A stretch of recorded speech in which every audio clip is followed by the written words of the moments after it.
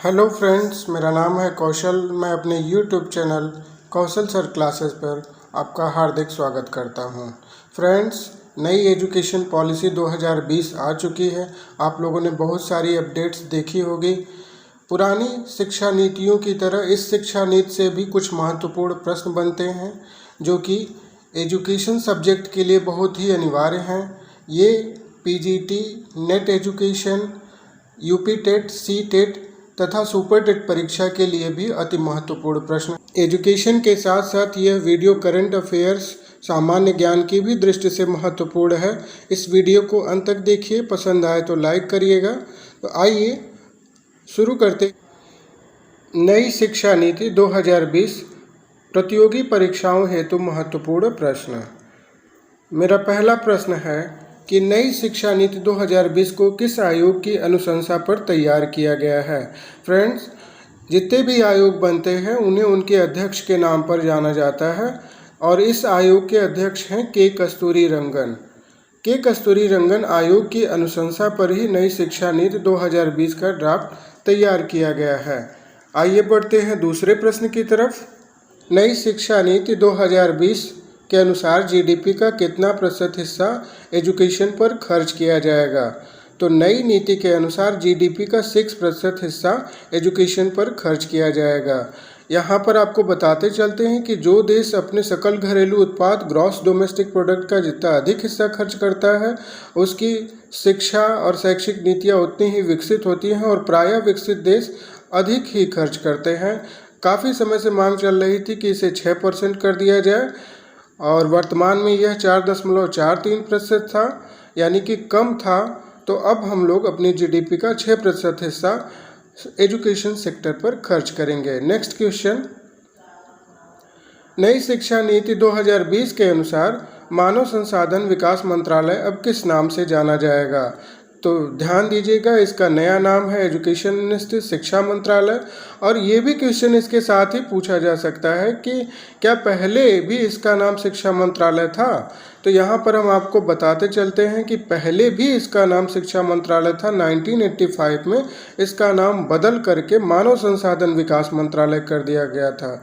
कई लोग कंफ्यूज हो जाते हैं कि मानव संसाधन क्यों, क्योंकि मनुष्य को भी एक संसाधन मान के और शिक्षा ही इसका विकास करती है, संसाधन के रूप में उसको बदलती है मनुष्य को। इसलिए मानव संसाधन मंत्रालय या MHRD, ministry of human resource development कर दिया गया था। बट अब 2020 में नई शिक्षा नीति में इसे फिर से शिक्षा मंत्रालय के नाम से जाना जाएगा। मेरा अगला प्रश्न है, नई शिक्षा नीति 2020 में अब राष्ट्रीय स्तर पर कौन सी शैक्षिक संरचना स्वीकार की गई है। तो ये संरचना है 5+3+3+4। यहाँ पर आपको बताते चले कि पहले जो संरचना थी वो 10+2+3 थी। इसका मतलब 10th का हाई स्कूल था, +2 इंटरमीडिएट था और +3 को ग्रेजुएशन के नाम से जाना जाता था। बट अब जो नई संरचना है वो 5+3+3+4 है। अगली स्लाइड में हम देखेंगे कि इसका मतलब क्या है। 5+3+3+4 से आप क्या समझते हैं। तो इसे 4 भागों में बांट दिया गया है पूरी शैक्षिक संरचना को। शुरू के 5 साल में 3 साल प्री प्राइमरी या नर्सरी को दिया गया है और इसके बाद चौथा और 5वां साल क्लास 1 और 2 के लिए दिया गया है। इसी प्रकार जो अगला +3 है तो वो 3 साल क्लास 3, 4 और 5 के लिए दिए गए हैं। इसी प्रकार आगे भी क्लास 6, 7, 8 के लिए 3 साल दिए गए हैं और अगला जो 4 साल दिया गया है वो 9, 10, 11 और 12 के लिए दिया गया है। तो इस प्रकार 5+3+4 आपको समझ में आ गया होगा कि ये वर्षों के आधार पर ये डिवीज़न किया गया है।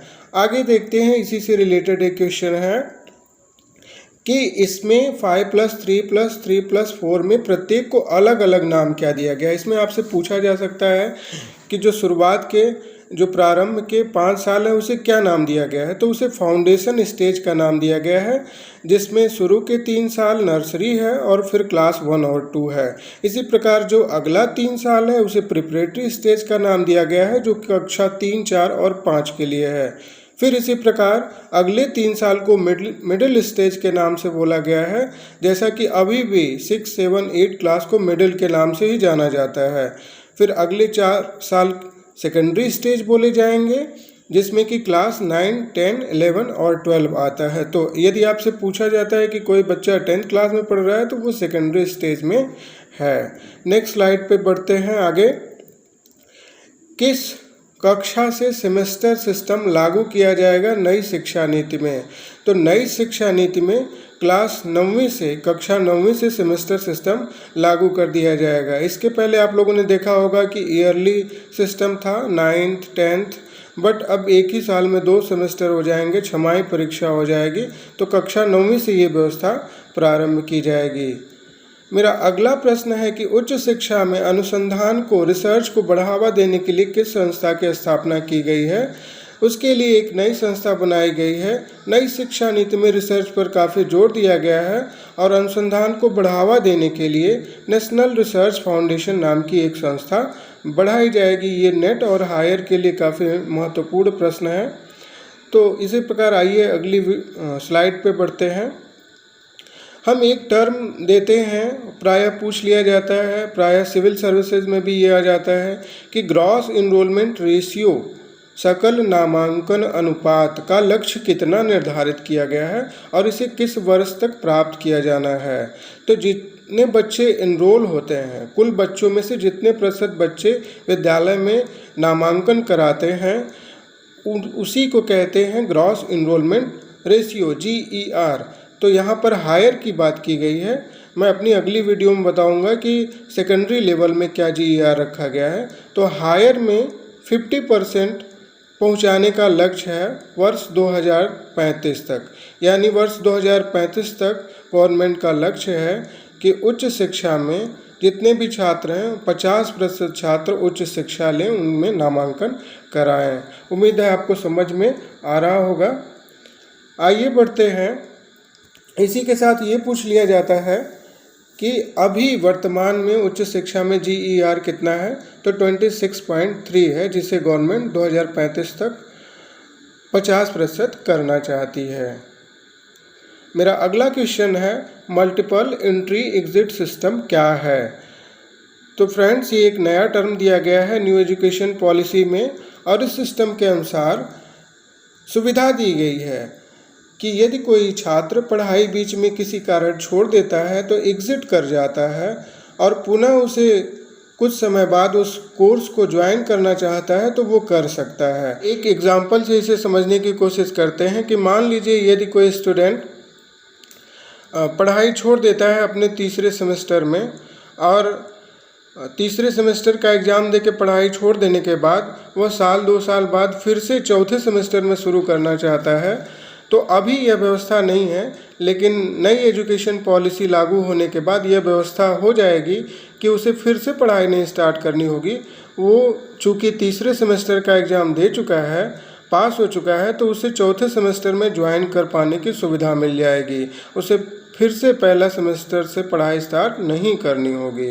तो ये है मल्टीपल एंट्री एग्जिट सिस्टम, मतलब कोर्स को बीच में छोड़कर बाद में ज्वाइन कर सकने की सुविधा वहाँ से जहाँ आपने छोड़ा था।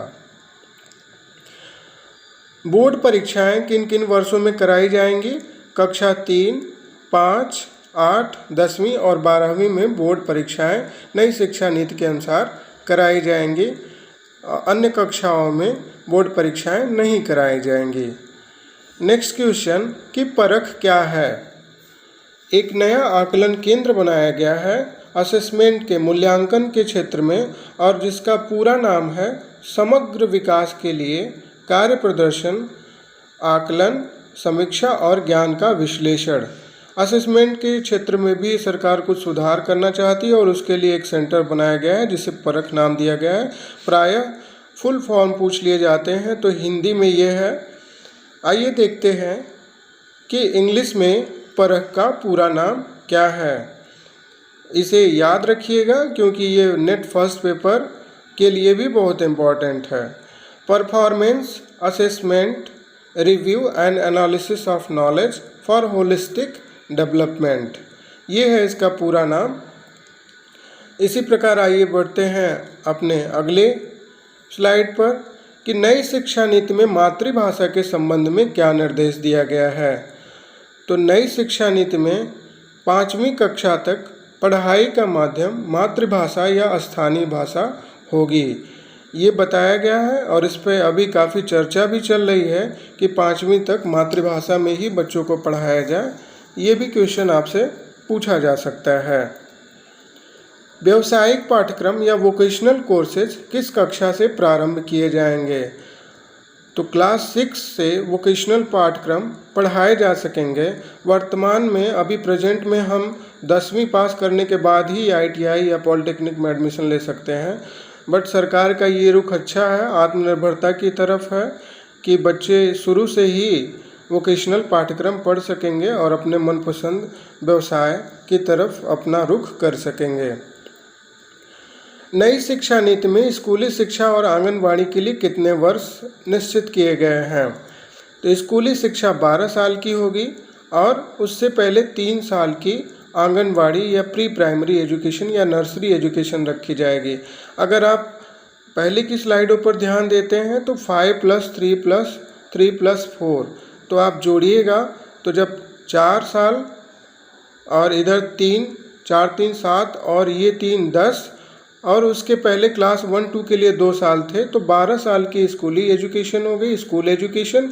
और 3 साल जो प्रारंभ के 5 वर्षों में जो पहले 3 साल थे वो आंगनबाड़ी या प्री प्राइमरी या नर्सरी एजुकेशन की बात हो गई।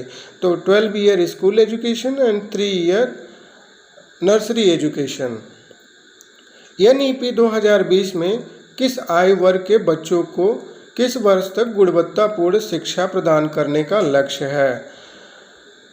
तो अभी इसमें नई राष्ट्रीय शिक्षा नीति में 3 से 18 वर्ष के बच्चों को लक्ष्य किया गया है और उन्हें गुणवत्तापूर्ण शिक्षा प्रदान करनी है वर्ष 2030 तक, 2030 तक उन्हें गुणवत्तापूर्ण शिक्षा प्रदान करनी है। जैसा कि आप लोगों ने RTE सुना होगा, शिक्षा का अधिकार अधिनियम, तो वहाँ पे 6 से 14 वर्ष के बच्चों को शिक्षा प्रदान, अनिवार्य और निःशुल्क शिक्षा प्रदान करने का लक्ष्य है। पर ध्यान दीजिएगा, यहाँ 3 से 18 वर्ष हो गया है, तो ये क्वेश्चन पूछा जा सकता है, अवश्यंभावी है। और फिर नेक्स्ट है कि उच्च शिक्षा के नियंत्रण हेतु एक निकाय गठित किया जाएगा, उसका क्या नाम होगा? Higher Education Commission of India HECI, Bharat उच्च शिक्षा आयोग, यह एक संस्था गठित होगी, निकाय गठित होगा और उच्च शिक्षा में जितने भी कार्यरत संस्थान हैं उनका ये विनियमन और नियंत्रण, रेगुलेशन, कंट्रोल करेगा। ध्यान देने की बात है कि यह लॉ और मेडिकल यानी विधि और चिकित्सा क्षेत्र को छोड़कर अन्य क्षेत्रों पर नियंत्रण स्थापित करेगा, अर्थात इन क्षेत्रों के लिए अलग नियामक रेगुलेटरी बॉडी बनाई जाएगी। तो मित्रों, ये रहे आज के प्रश्न। इसका दूसरा पार्ट मैं जल्दी ही बनाऊंगा और इसके लिए आप वीडियो को लाइक, शेयर और सब्सक्राइब करिए ताकि आपको आने वाली वीडियो जल्दी से जल्दी मिल सके।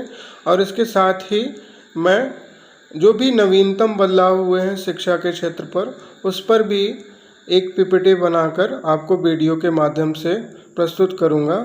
अच्छा लगे तो लाइक और शेयर करिए, सब्सक्राइब करिए। नहीं अच्छा लगे तो कमियों को कमेंट करके बताइए। धन्यवाद।